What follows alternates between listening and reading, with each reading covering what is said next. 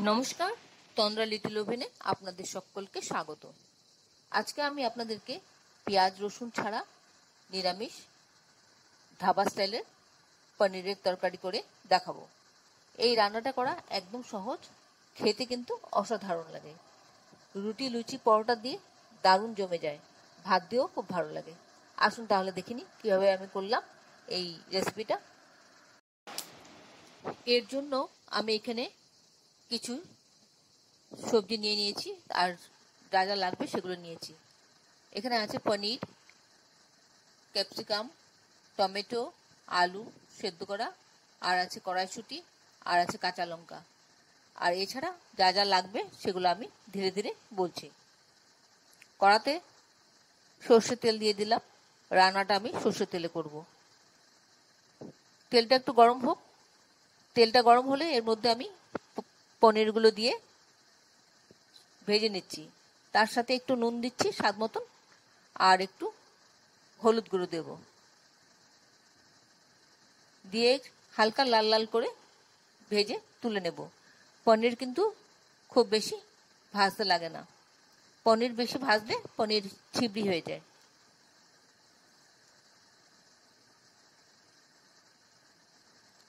একটু লাল লাল হলে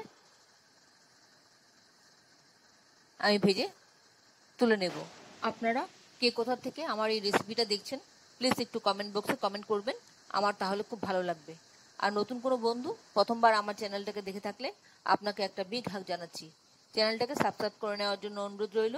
পাশে বেল আইকনটা অ্যাক্টিভেট করে নেবেন, যাতে পরবর্তী আমার সমস্ত রেসিপি নোটিফিকেশন সবার আগে আপনার কাছে এসে পৌঁছয়। আর আপনি যদি ফেসবুক থেকে দেখে থাকেন তাহলে ফলো অপশনটা ক্লিক করবেন আর একটা লাইক দেবেন, তাহলে আপনি আমার সাথে জুড়ে যাবেন। আপনি আমার সাথে জুড়ে গেলে আমার সমস্ত রেসিপি নোটিফিকেশন সবার আগে আপনার কাছে এসে পৌঁছবে। পনিরগুলো আমার ভাজা হয়ে গেল, এবার আমি তুলে নিচ্ছি। আর ওই তেলেই আমি এবার আলুগুলি ভেজে নেব। সেদ্ধ করা আলুগুলি আমি এবার ভেজে নিচ্ছি।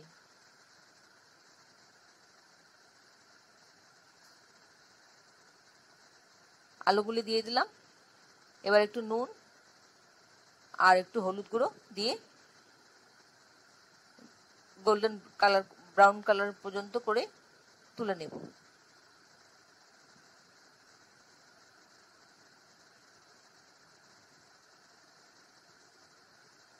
এই রান্নাটাতে কোনো রকম পেঁয়াজ রসুন পড়বে না, অথচ খেতে অসাধারণ লাগবে।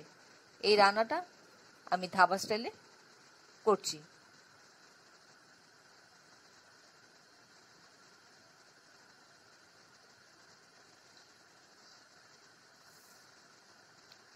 আপনারা যারা এখনো পর্যন্ত আমার চ্যানেলটাকে সাবস্ক্রাইব করেননি, ঝটপট সাবস্ক্রাইব করে নিন। আপনাদেরকে আমাদের মাঝে দেখতে পেলে আমাদের খুব ভালো লাগবে। ব্রাউন কালার মতন করে ভাজা হয়ে গেল, এবার আমি তুলে নিচ্ছি এই আলুগুলোকে। এবার কালো জিরে একটু ফোড়ন দিয়ে দিলাম ওই তেলেই, আর একটা তেজপাতাকে ছিঁড়ে দু টুকরো করে দিলাম।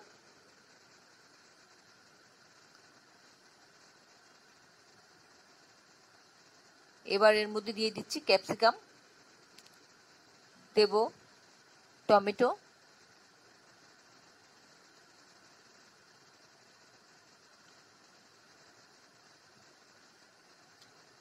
আর দিলাম কাঁচা লঙ্কাটা,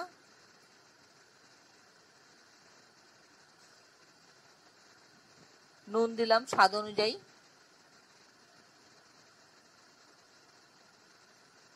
আর কড়াইশুঁটিটা দিয়ে দিলাম।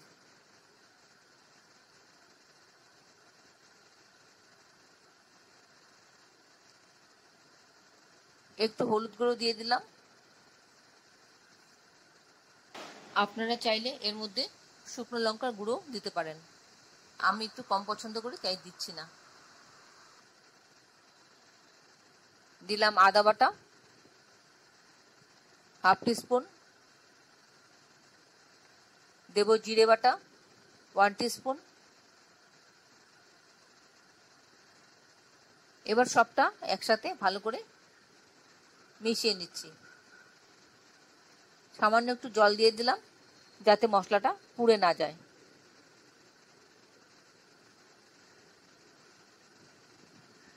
এবার মিডিয়াম ফ্লেমে মশলাটা একটু ভেজে নিচ্ছি।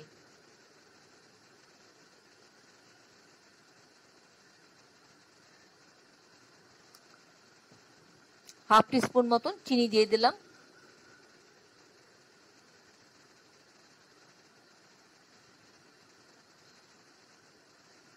মশলাটা একটু ভাজা ভাজা হলে তার অপেক্ষা করছি। এই রান্নাটা ছোট থেকে বুড়ো পর্যন্ত সবাই খেতে খুব পছন্দ করবে।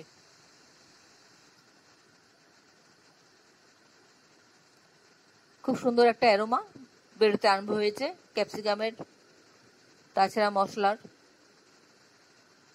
এবার এর মধ্যে আমি দই দিয়ে দেবো, টক দই। ভালো করে ফেটিয়ে ফ্লেমটাকে একদম কম করে টক দই দিয়ে দেব। এখানে আমি প্রায় 3 টেবিল স্পুনের মতন টক দই দিয়ে দিলাম। টক দই দেওয়ার সময় ফ্লেমটাকে সবসময় কম করে দেবেন, তা না হলে দইটা কেটে যায়।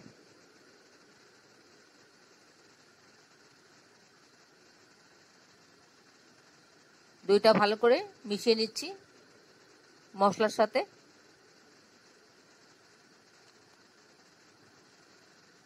এইভাবে খুব ভালো করে নেড়ে নেড়ে মিশিয়ে নিতে হবে। এই রান্নাটা করা একদম সহজ, যে কেউ পারবে করতে। আর এছাড়া আমি বেশি কঠিন রান্না বা বেশি ঝামেলার রান্না আমি করতে পছন্দ করি না। আমি একটু সহজ সরল রান্নাই করতে পছন্দ করি, খেতেও ভালোবাসি সেগুলো। এবার ভাজা পনির আর আলুটা দিয়ে দিলাম। এবার মশলাটার সাথে ভালো করে মিশিয়ে নিচ্ছি।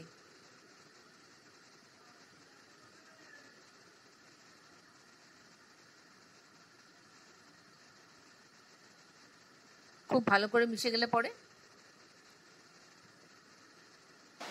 এর মধ্যে ধাবা স্টাইলে স্পেশাল মশলাটা দিয়ে দেব। আর একটু সময় একটু ফুটুক, তারপর মশলাটা দিচ্ছি। এইভাবে খানিকক্ষণ ফুটতে দেব। তারপর এর মধ্যে দিয়ে দেব কাসুরি মেথি। কাসুরি মেথিটা দেওয়ার সময় একটু হাতে ঘষে নিলে সুন্দর ফ্লেভারটা বেরোয়, তাই হাতে একটু সবসময় ঘষে কাসুরি মেথিটা দেবেন। এই কাসুরি মেথিটা দিলে পরে এর থেকে খুব সুন্দর একটা অ্যারোমা বেরোবে, খুব সুন্দর লাগবে থেকে।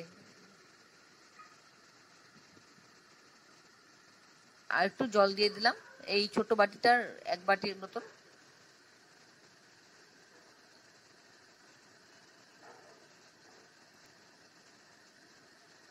এবার একটু ফুটবে। আশা করি এই সহজ রান্নাটা আপনাদের খুব পছন্দ হয়েছে।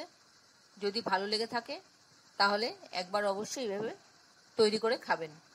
আর ভালো লাগলে বন্ধুদের সাথে অনেক অনেক শেয়ার করবেন আর একটা লাইক দেবেন। উপর থেকে গরম মশলা দিয়ে দিলাম, তেজপাতাগুলো তুলে বার করে দিলাম। আমার রান্নাটা মোটামুটি হয়ে আসছে।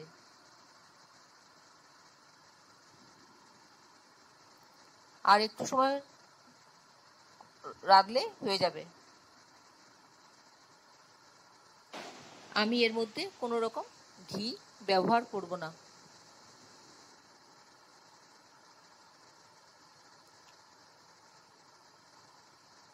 এবার এর মধ্যে ঢাকনা দিয়ে ঢেকে দেব। 1 মিনিট স্ট্যান্ডিং টাইম দিলাম, তারপর প্লেটিং করে নিলাম। এতক্ষণ ধৈর্য ধরে আমার এই রেসিপিটা দেখার জন্য আপনাদেরকে অসংখ্য অসংখ্য ধন্যবাদ। আপনারা সকলে ভালো থাকবেন, সুস্থ থাকবেন, ঈশ্বরের কাছে এই কামনা করি। আর এই ধরনের নতুন নতুন রেসিপি দেখতে আমার চ্যানেলটাকে সাবস্ক্রাইব করে নেবেন, পাশে বেল আইকনটা অ্যাক্টিভেট করে নেবেন। তাহলে ভিডিওটা আজকে এখানে শেষ করছি। আবার দেখা হবে আপনাদের সাথে পরবর্তী অন্য কোনো এক রেসিপিতে। ভালো থাকবেন সবাই, নিজের খেয়াল রাখবেন, পরিবারের সকলের খেয়াল রাখবেন। আর যদি কোনো প্রশ্ন থাকে তাহলে কমেন্টসে অবশ্যই জানিয়ে দেবেন, আমি আপনাদের প্রশ্নের উত্তর জানিয়ে দেব। আসি বন্ধু, নমস্কার।